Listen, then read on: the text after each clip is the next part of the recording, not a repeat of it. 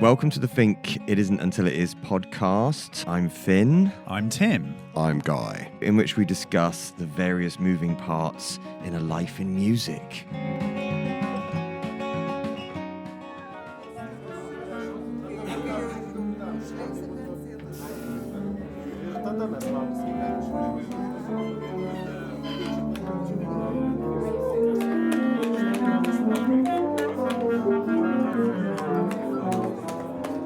Welcome to the third episode of season 4 of the Fink It Isn't Until It Is podcast.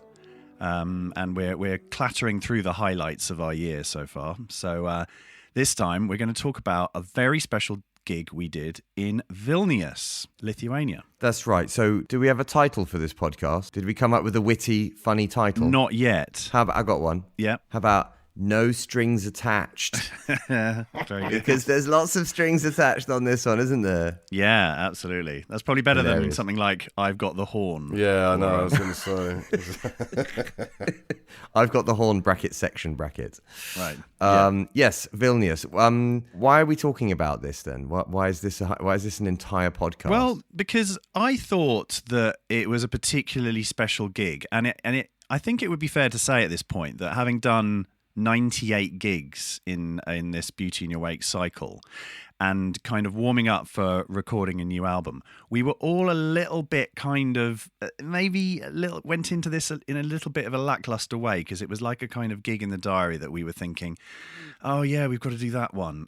We weren't like not looking forward to it, but it was very much a kind of like a, yeah, there's always that gig at the end of July.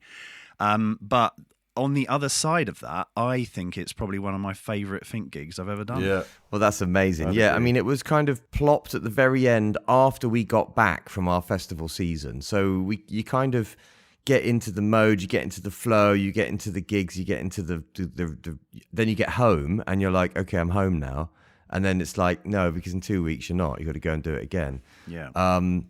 And this gig was particularly different and special and required more effort from us other than showing up and doing a sound check, because we were playing with the Lithuania Chamber Orchestra, Yeah. which is a really daunting sort of prospect to do a gig with any other musician, because you've got to play it the same every night, but also do a gig with an orchestra is pretty full on.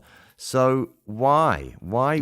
So you'd played with them already a couple of years ago. This wasn't your first rodeo with the old Lithuanian Chamber Orchestra. Yeah, that's right. They do like a midsummer series festival over there. And so I did it a couple of years ago. It was a really beautiful evening. It's in the Grand Duke's Palace in the middle of town, in this big courtyard of a big old palace vibes. And it was really good. I learned a lot of lessons on that gig if I was ever to be asked to do it again. But this one was like 10 years of the festival, and let's invite back their favourites from the 10 years that they'd done the festival. And it was very, very flattered that we got invited back. And this time, instead of going on my own, or I went with my friend Tomer last time, I got the chance to bring you guys. Yeah. So I could have a bit more rhythmic control over the orchestra, because I've got Tim on a full kit, boshing away. And I've got Guy on bass to keep the whole, ground the band as we should be ground kind of thing. So I felt much more empowered on this one. I think you had some of the same team as last time. The arranger, Yiveras, he did it last time as well, but he didn't conduct. Is that correct? Well, yeah, last time we kind of hybridized a few of the arrangements from the RCO gig, and Yiveras did a bunch of new ones from the Bloom Innocent record, which we'd kind of put out a few years earlier. And the conductor was this other guy. Yeah, and like I say, we learned some lessons from that. One of them was like, if you can, bring your own rhythm section. Yeah. So hence rhythm section was brought. It was really, really good last time, but this time like you say, it wasn't a straight out of COVID, haven't done a gig in a while gig. It was straight off a tour where we've done almost 100 shows. So, we got it. We just got to remember how to, the intro of this song is no longer play until Finn decides he's going to sing, and then we all lock in. It's like, okay, the orchestra's going to do it twice round and then we're off. Otherwise, absolute 60 people colliding on stage. So So it's a different kind of preparation for this gig Yeah. than any other, really, isn't it? And I think also I can imagine that having arranged all of the songs for this particular gig, Yveras purpose arranged them rather than using some of Jules Buckley's scores, which were for a different orchestra, completely different size of orchestra, like twice the size, I'd say, for that gig we did in 2012. So I think it probably made a lot of sense him doing it from scratch for this particular bunch of people who we knew pretty well. That's the why, basically. We just thought it would be. I thought it'd be a lovely thing to do to finish off the season. You know, I was kind of a bit jealous last time you did it without us, and thinking, great. Well, I want to come and do it again. You know, do that kind of orchestra experience again. So that's why.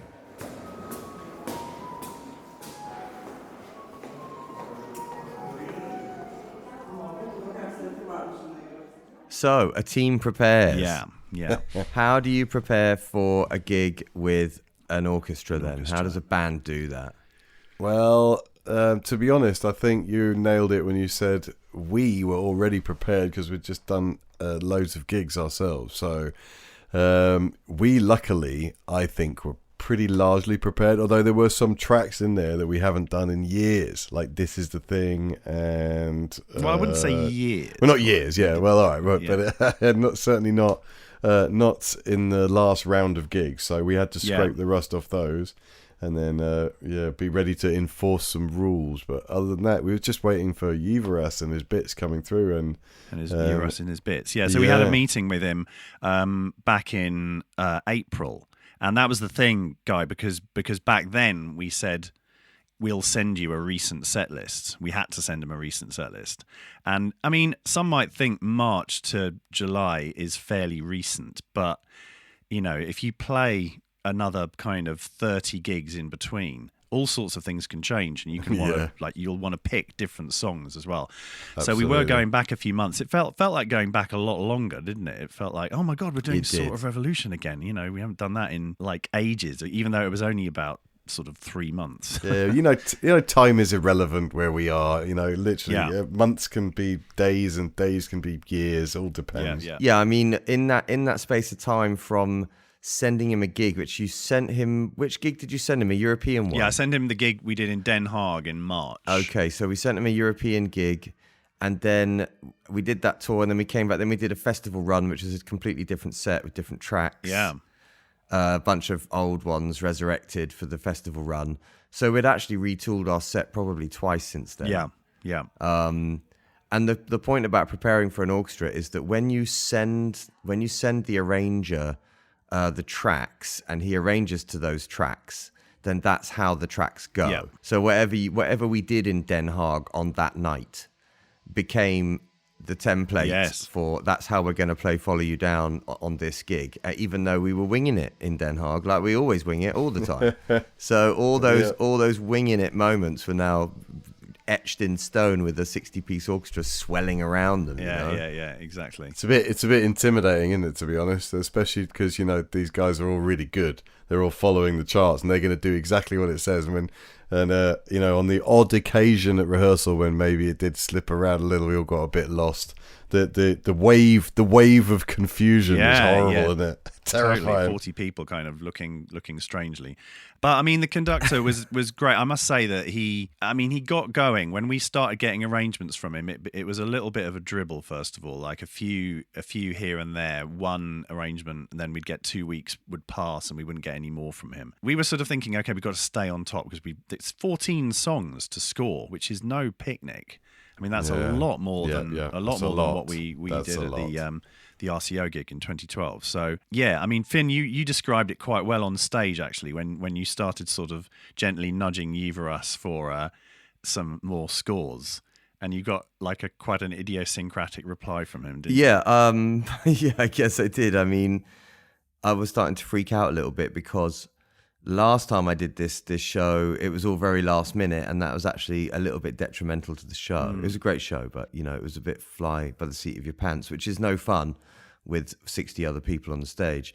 And this time I was like, right, I want to be really well prepared. I want 2 days of rehearsals, not one afternoon. I want everyone to be much more relaxed, which means we need to hear everything and go back and forth on the arrangements. And yes, it was very slow. And Givras would like send, heart emojis when you'd say, "Hey man, got this Pilgrim score? It's getting a bit close," and it'd send back a heart emoji. And obviously anyone who knows me knows if there's one way to poke the bear, it's to send me a heart emoji when I'm going, "Yo, where's the stuff you're supposed to send me?" Classic. So, but he to be totally fair to Givras, he started to. It became an the dribble became an avalanche pretty quickly, and it was also good. It was also good. Yeah, like literally. I mean, he'd done such a great job. Well, I said to him, this time, let's try and keep it really simple. I mean, I don't want it to be basic, but let's not try and reinvent the wheel here. Let's just try and make it emotional, and not stress out about making it complicated and interesting and all that stuff. Just make it good. I think that memo really hit home because the scores were coming in, the arrangements were coming in really nice and simple, and it's like, that's just going to sound beautiful. If everybody plays that, it's going to be lovely. Yeah, definitely. But nothing quite prepares you for actually, hearing it played by the musicians for the first time. I mean, there was one or two scores that I thought, yeah, okay, that's like an interesting little kind of pads going on behind us. That'll just be a nice accompaniment. And then when we heard it in situ, it was amazing. So, but that's just the kind of the benefit of hearing musicians play it.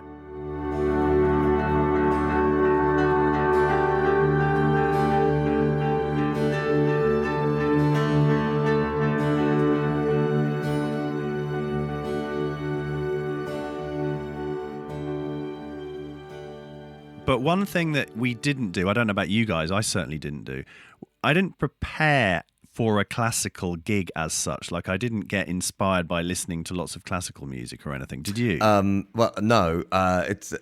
My diet doesn't contain a lot of classical music. Sure. Probably should. I should probably add it to my 5 a day. But and I suppose I genuinely probably should have done, but no, I didn't. Guy? Yeah, no, and in my case, no, not at all. I just confidently practiced what I expected you to do, Mr. Oh, nice. T. How times change. And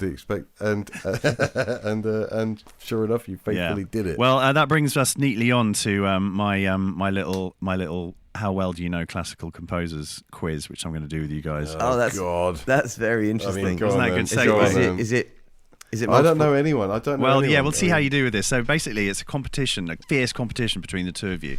You get 3 composers each, and what I want to know is the year they were born, and I'm going to let you get within 10 years of it. So if you get within 10 years of the year of their birth, you get a point. And this is just shame. I mean, you're shaming us. But I don't know how well I would do this. But and then the country of their birth, you get a point for. All right. Oh my god. Okay. So who's going to go first? Toss a coin for who goes first. Guy, which hand am I holding a zip drive in? Your left. This one? Yeah. No, that's your right. Unlucky. It's this one. Great. All right, so Finn goes first. Sorry, yeah, you're quite right. I thought you meant stage left. No, got it. All right, so Finn, you go first then. I'm ready. All right, we'll start with a relatively well-known one. Mozart. What year of birth? What year of birth? Am I doing first? Country of birth. I want to say Austria. Yes, correct. And I want to say like 1640 or something. Oh, sorry, it's 1756. Oh dear, there we go. Well, I knew he was old. Jesus, this is very hard. Okay, Guy, Handel. Okay, Handel. Yes. Germany, and I'm going to say 1810. Sorry, 1685. There we go. Man. Okay, Finn, Chopin. Chopin. Yes. Chopin. I'm going to say 1840, and I'm going to say he was French. He was not. He was Polish. Sorry to my Polish brethren out there. It's a trick question. He kind of pronounced it. To be fair, I think he ambushed you. He sort of said Chopin. That is true. Yeah, he Frenched it up. Yeah, definitely. All right, so Finn got 0 in that, right? I meant you. I think I said that because I went to his grave at Père Lachaise in Paris. Oh, really? Bloody hell, did you? Yeah, so I thought you might be French, but I think this might be... Hang on. So in what way do you not know anything? Oh, I feel hustled here. No, I mean... this quiz is a rip-off. Let's see how you do on this one then, You've been Guy. to the grave. I think with Chopin... Right, Beethoven. Okay. Oh, sorry, Finn. You're still talking about Chopin. I was going to say, because I think he famously was scared of being buried alive. So he had his body buried in his home church, and he had his heart buried in Père Lachaise, so that he'd definitely be dead. Oh. I could be completely wrong about that. I could be very wrong about that. That'll do it. Okay, Does sorry. Finn get a bonus point for knowing that he was scared of being buried alive? I've been to his grave. Well, only if someone Googles this after. I mean, it sounds legit. I believe him. Finn, Okay. I don't think Finn's, maybe he gets Finn's a a bonus liar. point though. Nice. So Maybe. Guy, but, Beethoven. It sounds confident. Beethoven.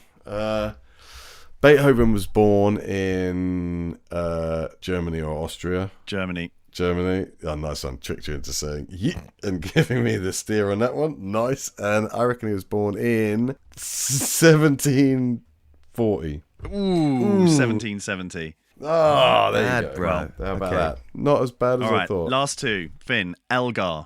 Oh, I'm going to say he was born in what we now know as the United Kingdom. Yes. And I'm going to stick to my 1850s on that guy. Yes. 1850s. Bloody hell. Yeah, that's what I'm going to say. Whoa, it's 1857. Come on, let's Amazing. do it. Very good. Daniel's nailed this. Very good. All right, Guy, final one. Yeah. Tchaikovsky. Yeah, I need a hatchet. Tchaikovsky. Come on, man. Russian. Thanks, Timmy. Is he Russian? Yes, he's Russian. Nice. Oh, sweet. And I'm going to say, I don't bloody know, mate. All sounds the same to me. I'm going to say 1780. No. Yeah, I would have gone there. 1840. Oh, Christ. All right. There you go, You're mate. like I Amal apologise. Rajan on University Challenge. You're so judgmental when we get it Oh, wrong. sorry. No, No, of course sorry. you're No. wrong. It's the chemical No. agent is the 7th of the 9 of the 25th over the 4th. God, everybody knows that. Well, officially, then it's a draw. Is it? 3 each. Okay. But Nice. but if we count Finn's superior Chopin Bonus burial points. knowledge, then he won. Yeah. If it was like, Okay. how many of their graves have you visited, then I win that round. Yes, definitely.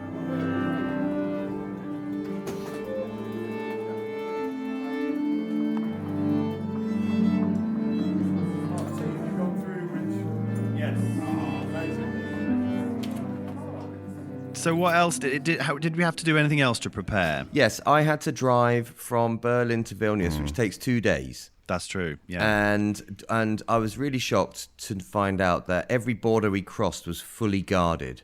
And we know that from traveling around on the bus this summer that all the borders are back around sort of Central Europe, soft borders they call them. Yeah. But going into Vilnius through Poland and then back into Germany through Poland, there was definitely borders up, and there were definitely military ones, which were a bit scary. Actually, I haven't seen tanks on a border for a long time. Tanks. Wow. Yeah. So Not great, yeah, is it? it's definitely you definitely know that you're traveling somewhere where people are a little tense about people coming in and out. Yeah. for sure. So it was Yeah. the same on the way back, was it? Because I remember you told us about the way there. Yeah, we got stopped at each border on the way back, but the Lithuania-Poland border and the Poland-Germany border, and both wanted to have a look in the van and so on. But, I opened the van, and obviously it is packed left, right, up, down, back, forward, right to the door. Yeah. So, whatever you're looking for, there's no room for it in this van. Yeah, so yeah, sure. we were all Yeah. good. And also, Lucy was driving, and she looks very innocent. Yes. She is very innocent, I think. They'd just be like, passport please, and she'd be like, yeah, and then it'd be like, okay, we're good. If it had been you, Guy, would have been Yeah. busted, would have been in a rendition cell in Romania before you could say, it wasn't me. Okay. And that was a nice moment when we arrived, and when you arrived, and Istvan, who was one of the handlers there, he couldn't believe how much equipment we'd brought. It was a smallish van. He full. thought we were taking the piss. He's like, all this stuff? It's like, yeah, this is just handbags. This is festival kit. I think he probably thought we'd arrive with a guitar each, and maybe I'd have a couple of drums. But I mean, we arrived. Guy's quite right. We arrived with the equivalent of hand luggage for a band. We didn't come fully loaded, but So we got to Vilnius, and Vilnius is charming. I mean, I didn't know it very well. The only bit I knew of it was the bit around Loftas, which is the club that we always play. But it is a very, very pleasant place indeed. It's just amazing, isn't it? Like Loftas is in a kind of industrial part, and it looks very kind of Eastern Blocky, and you're kind of like, okay, this is what you'd kind of imagine it Vilnius was like. But around the Grand Duke's Palace was obviously pretty pimped out, and all loads of money and Bentleys and Porsches and Bugattis driving around. And it's like, man, I actually asked one of our friends, where's all this money coming from? And they were like, booming crowd, sort of massive fintech industry type vibe. And, it's a whole thing. Vilnius is, Lithuania's doing great out of it. So yeah, there's it's a beautiful city centre, and they love tourism. They're built for it. They're ready for it. Yeah, it just felt like the art was thriving there. Be it like sculpture or paintings or music, like everywhere you looked, it was just art. I mean, I know we were in like we had a nice part of town we're in, but I felt it was quite a compact place. If you walked around for just like 20 minutes, you're going to see quite a lot of different stuff, from really awesome graffiti to an amazing statue. It was a great place. Yeah. I mean, I didn't go record shopping either, because last time I was there, I did. So I kind of knew the record store, and I'm like, I've already dug it out a couple of years ago, so I didn't bother going.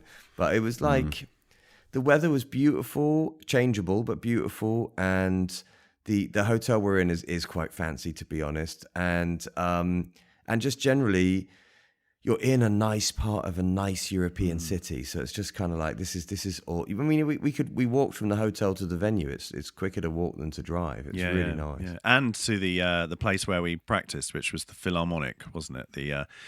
Which was a really nice old building with lots of practice. And very from what we gather, very kind of them to let us use it. Actually. Oh, is that right? So, okay.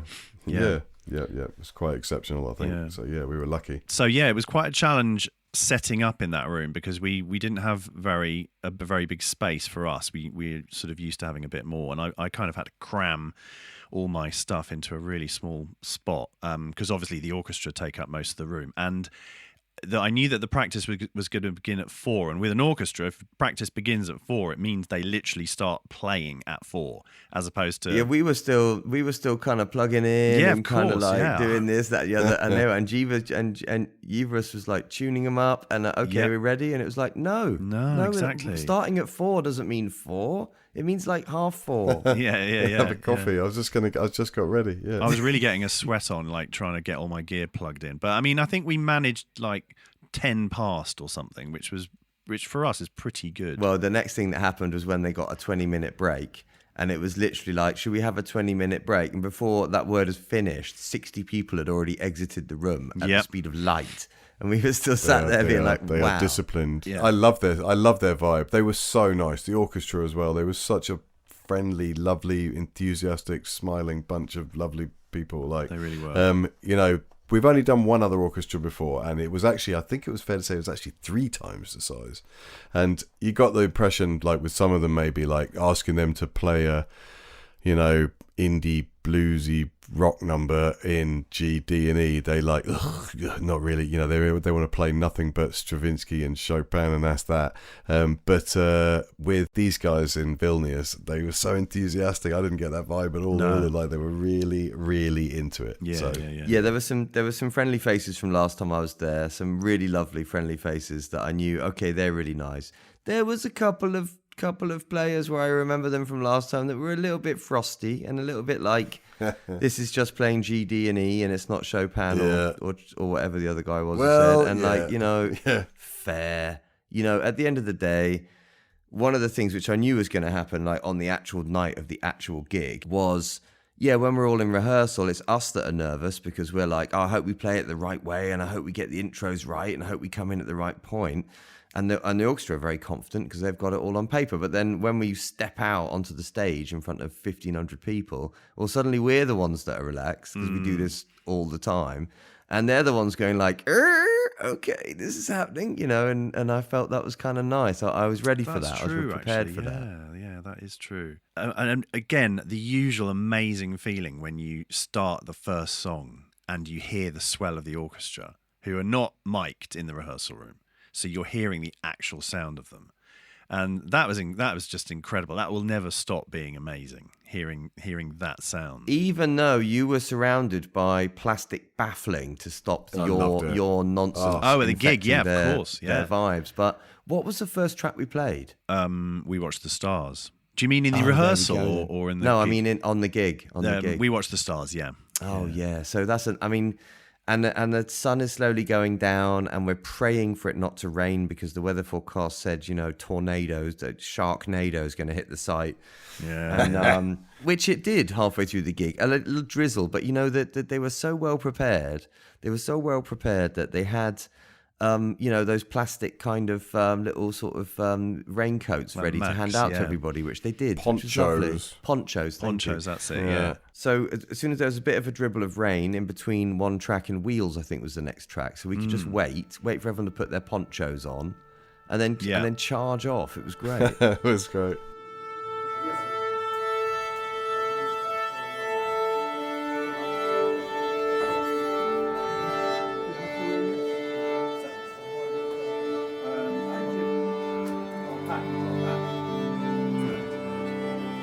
So the gig itself, it isn't until it is. Yeah. It's difficult to enjoy a gig like this because at least from my point of view, because I'm so conscious of making a mistake where I come in or where I drop out or how big the bridge is these days, that I'm kind of concentrating extra hard. Yeah. And I don't want to slip that concentration because then I'll miss a verse or miss a cue or forget a lyric or something. So I can't really listen to how lovely the orchestra sounds because I'm busy, really busy, just trying to stay on the rails. You know? Yeah, that's true. That is true. I did make a decision though on that because if I had both of my ears in, I also had this Perspex thing next to me, as you said, and if I had both my ears in, I wouldn't have been able to hear the orchestra at all. And I did think I'm determined to enjoy this a little bit, so I took one ear out so I could hear them just a bit.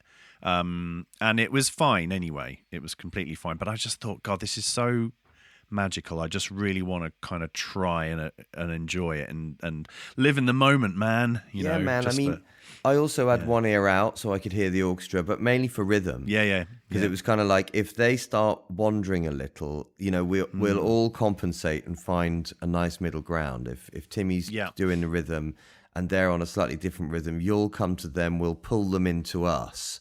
But I'm kind of on top of that fight. So I had one ear out just so I could hear them and you and try and navigate, okay, who's going to pull who in which direction, which happened a few times. Yeah.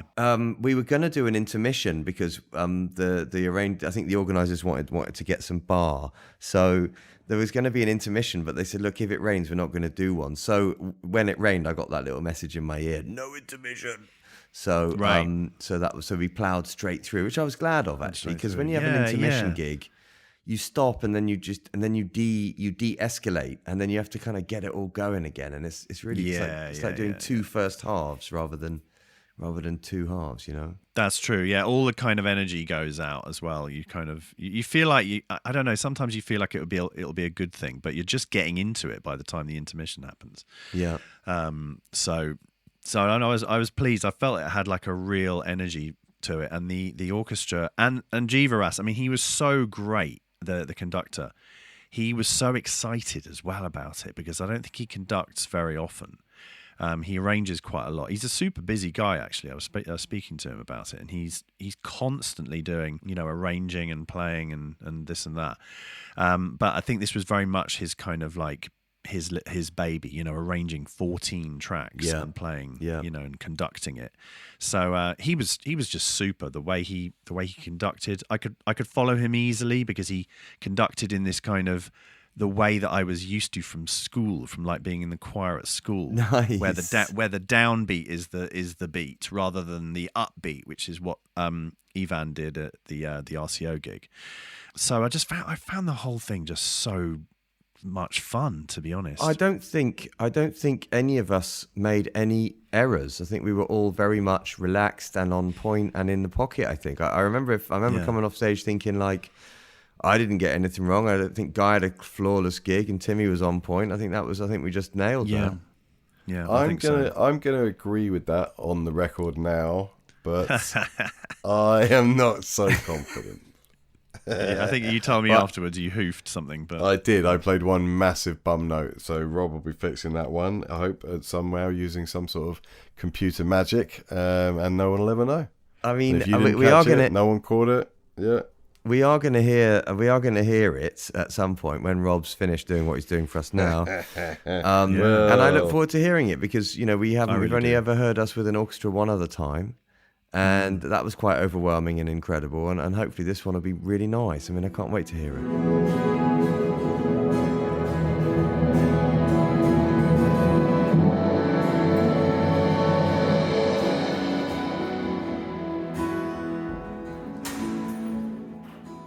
So are we on to what did we learn already, do you think? What did we learn? What did we learn? What did we learn? Yeah. I mean, I don't think I learned anything new, to be honest. I mean, I learned that after almost 100 gigs, you're kind of quite good at doing gigs. So I don't think I've been more relaxed at a prestige gig than I was in Vilnius. And also, when we played Vilnius Loftas at the beginning of our big EU run on this Beauty in Your Wake tour, it wasn't like the most sold out gig we've ever done in Vilnius, and all of us were a little bit like, it didn't sell out. That's a shame because last time we sold it out easily, and so this time when I hit the stage and I saw it was completely full and loads of people were there and it was just really nice, I kind of thought, oh yeah, lovely. I felt like, okay, thank you. I really needed that. Lithuania's back for us. I know. I thought that too. I thought it was really. It was nice to meet the guy in charge of the festival, who's called Valdas. Yeah, he was a really really nice guy, and meeting him was cool because you got a real sense of the kind of excitement because they're having gigs and plays and so on all summer at this place. Yeah. It just felt really nice to be part of that and strolling around town during the day thinking, we're playing the gig of the night in this place. Yeah. That was a nice feeling.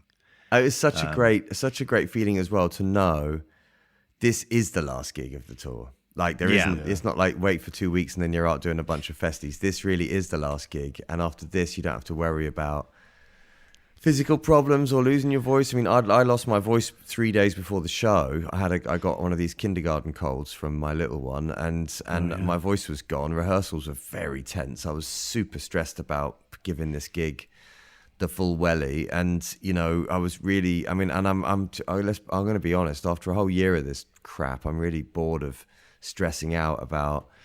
Is that cough a cold or is that just a cough? Am I ill? Is my elbow hurting? Am I just all that physical stuff that you get as you get a bit older as a touring musician?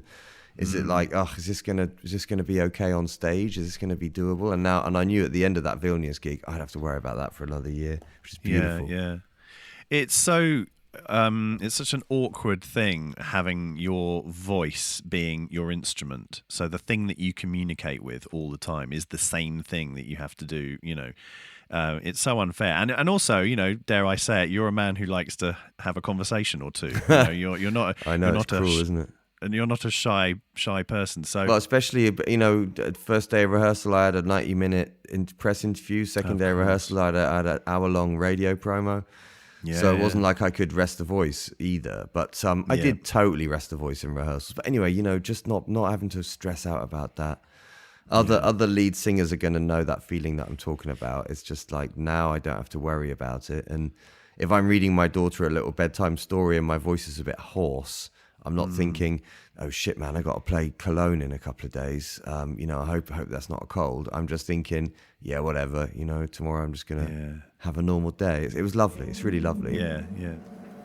Tiny bit more. Almost 58. Okay. You have time. Thanks, bro. That's okay. That's good. That's great. Thank you. I guess we should maybe think about faves. Faves, yes, indeed, yeah. Faves. So, favourite track of the show? I am definitely going to say, What Would You Call Yourself? That was the most, for me, that was the most memorable arrangement he did. It's the one that I can imagine hearing, in another format. Just a really strong, and it's lovely to play that song anyway, even without an orchestra. I think for me it was probably, I'm going to say Pilgrim, because there's a lot of chords in it. And I could kind of hear the orchestra circling around them while we were doing them, and I just thought, yeah, that's cool, man, because it's not just G, D, and E on this one. There's a whole load of other ones, and I really enjoyed knowing, especially at the end where we do twice round the whole pattern, having a good old rock out. I don't have to sing, so yeah, let's have a listen. Let's have it. So I enjoyed that one. That was lovely. The build up to the bit where the drums come in was particularly good from Yuvaras. The little details he put in there. Oh, that's so exciting! Real tension, All right. Well, my favourite was probably Looking Too Closely. Okay. And I did really enjoy doing Sort of Revolution, and This Is the Thing again. Actually, I really enjoyed singing the BVs on it with the orchestra vibe going on. It sounded, that's nice. Sounded great. That's cute. Yeah, This Is the Thing was brought back out for this one, wasn't it? And yeah, and Sort of Rev, which we've cut from the set now, was back for a final hurrah. Yeah, definitely. What other faves? Are there any favorite meal? Favorite meal? Oh my god. I don't know. I would say my favorite meal was the vast quantities of ice cream I ate during my time there. Oh, yes, God, you so did. Much. I had a lot of ice cream because it was very hot, and we had a lot of ice cream to cool down. I must admit, I didn't think very much of the Lithuanian porridge that I had for breakfast one morning. Oh, here we go. Here we go. Little plug. Don't react. Little Anyone plug in there. Lithuania who's offended by that, don't go there. Little plug there for porridge. Wow, fair enough. Hashtag He moaned about Scottish porridge the other day, or lack thereof, I think, didn't he? He did. I know. It was a bit of a shocker. To be Unbelievable. fair, I agree with him. Non-stop. Maybe the problem is you. Maybe the problem is you. Exactly. As Taylor Swift Physician. said, the problem is me. I'm the problem. The problem is me. Physician, heal thyself. I think mine was just a pizza I had around the corner because I had it on my own, which was lush.